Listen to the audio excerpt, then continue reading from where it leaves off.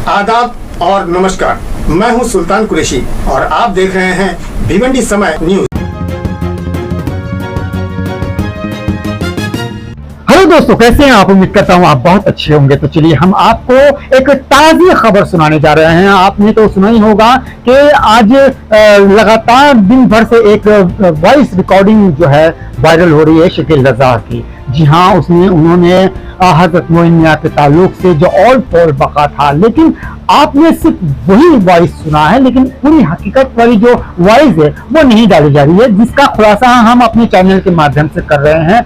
हमने शकील रजा साहब से ये बात की है, उनसे हमने बात करके पूछा कि आपने ऐसी वॉइस क्यों डाला, लेकिन उन्होंने बताया कि जो वॉइस आज शहर भर में वायरल हो रही है वो अधूरी है, लेकिन उन्होंने हमें पूरी वॉइस रिकॉर्डिंग दिया है। तो आपसे भी हम गुजारिश करते हैं कि अगर आप एक छोटी सी वॉइस क्लिप को सुन रहे हैं तो आप ये पूरी वॉइस क्लिप को जरूर सुने, क्योंकि आपको हकीकत जानना बहुत जरूरी है रजा अकेडमी के ताल्लुक से, शकील रजा के ताल्लुक से, मोइन मियां के ताल्लुक से, और इन तमाम जो बातें हो रही है इस पर होने वाले FIR और मामले दर्ज के ताल्लुक से। तो चलिए हम वॉइस की क्लिपिंग शुरू करते हैं।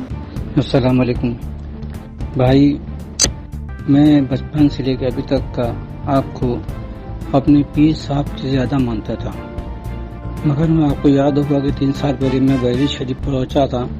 वहां से आपको टेलीफोन पे मैंने रो रो के अपनी दास्तान बयान दी थी।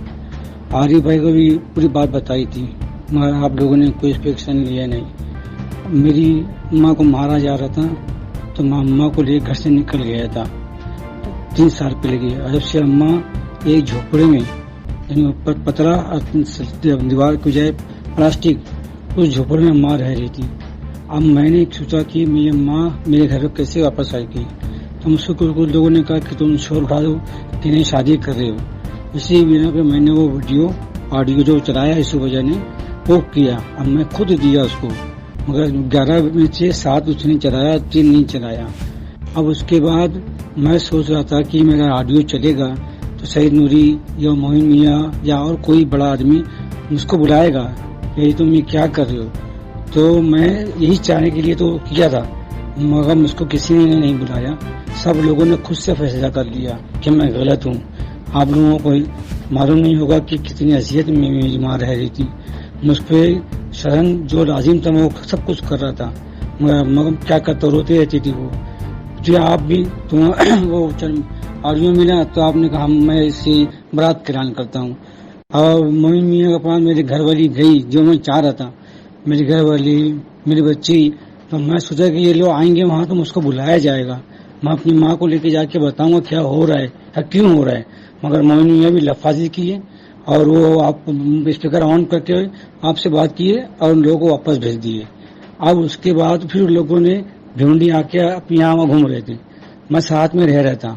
फिर जब मुझको मालूम पड़ा कि ये लोग मोइन मियां के पास गए थे तो फिर मैं सोच लिया कि माँ इतनी तकलीफ में है और मेरे बड़े जिनको असीर मुफ्ती आज़म हिंद और मोइन मिल्लत कहा जाता है वो भी मेरा काम नहीं कर रहे हैं।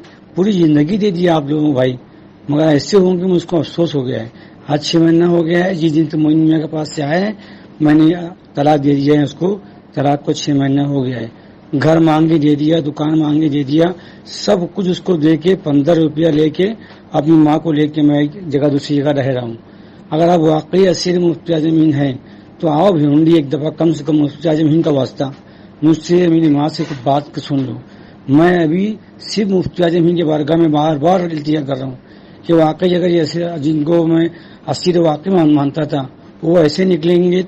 5-5 जिंदगियां खराब कर दी, माँ की, मेरी की, दोनों बच्चों की, उसकी बीवी की। वो मैंने नाटक यही सी बेरा पता कि आप या मोइन मियां उसको बुलाएं और मेरी बात करें। ये कैसे हो गए दिन के लोग कि वो एक तो बहुत ईमानदारी की बात करते हैं।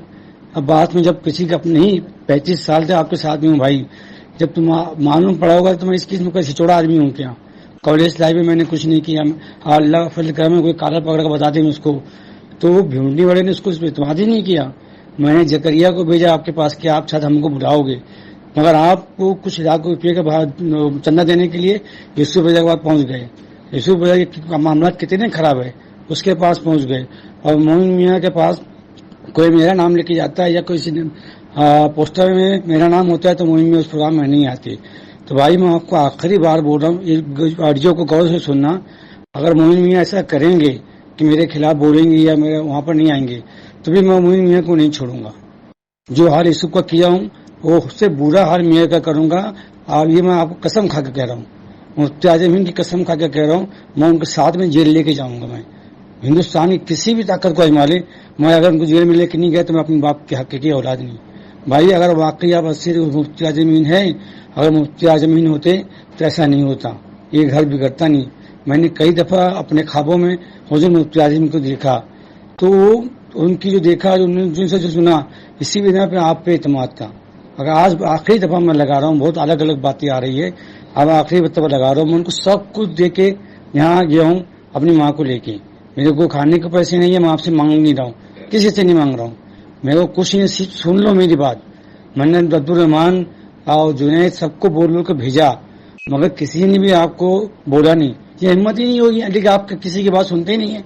آدھی بات پہ آپ پلٹ دیتے ہیں، یا بات کرتے رہو تو آپ موبائل میں بزی رہتے ہیں. میں آخری بار بھائی ہاتھ جوڑوں کے بولتا ہوں، اگر واقعی حضور مفتی اعظم آپ چاہتے ہیں تو ایک بار آ کے یہاں سن لو میری اماں کی بات. اس کو لگے گا کہ واقعی کوئی ہے دیندار. ورنہ پھر جو ہے اس کے بدلے میں جو ہوگا، میں سب کچھ گنوا دیا ہوں، گھر دکان پیسہ کچھ نہیں ہے میرے پاس، سب کچھ گنوا بیٹھا ہوں ایک الگ روم میں. اب دوسروں کا جو ہے گنوانے کا ٹائم آئے گا بھائی. لیکن اب تو میں سب کچھ گنوا چکا ہوں. آپ کو 2 سال پہلے بولا، 3 سال پہلے بولا، عارف بھائی کو بولا، سب کو رو رو کے بولا میں. مگر ایسے ہوں گے مجھے کو امید نہیں تھی کہ میں نے 35 سال ایسے آدمی کو مانا جو صرف بولنے کو اصل متعلق تھے. آپ کو جو بھی لگے برا اچھا، معافی مانگتا ہوں. مگر میری جو زندگی ہوئی ہے، میرے دونوں بچے اور میری بیوی، میری ماں، میں سائیکولوجی کا دوا کھا رہا ہوں. روزانہ 11 گولیاں میں صبح کھا کے سوتا ہوں. آپ نام سنے ہوں ڈاکٹر ماتس والا، جب ایک دوسرا ڈاکٹر تیلی ہے سائیکولوجسٹ کا.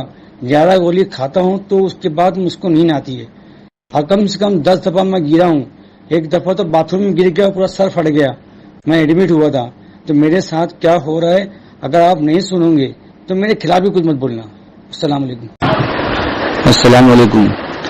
کچھ دنوں پہلے جو ہے میری بیوی کا جو ہے آپس میں ڈیورس ہو گیا. میرا گھر، میرا کاروبار، بچے سب اس کو دے دیا اور امی کو لے کے میں گھر سے باہر چلا گیا. اور صدمے کی وجہ سے میرا سائیکولوجسٹ ڈاکٹر سے علاج چل رہا ہے، ڈاکٹر ماچس والا نہ ہے. کم سے کم 11 گولیاں دماغ کی کھانا پڑتی تب میں سوتا ہوں. اور اس کے دور پہ ماں کو لے کے یہاں وہاں تھا تو میں دماغی طور پہ بہت اپسیٹ ہوں.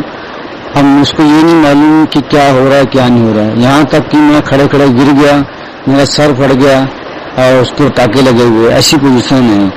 ایسی پوزیشن میں جو بھی کو سمجھ میں آیا کہ اگر یہ چاہتے تو اس کو جو امید تھی کہ یہ لوگ چاہتے تو میرا گھر بگڑتا نہیں.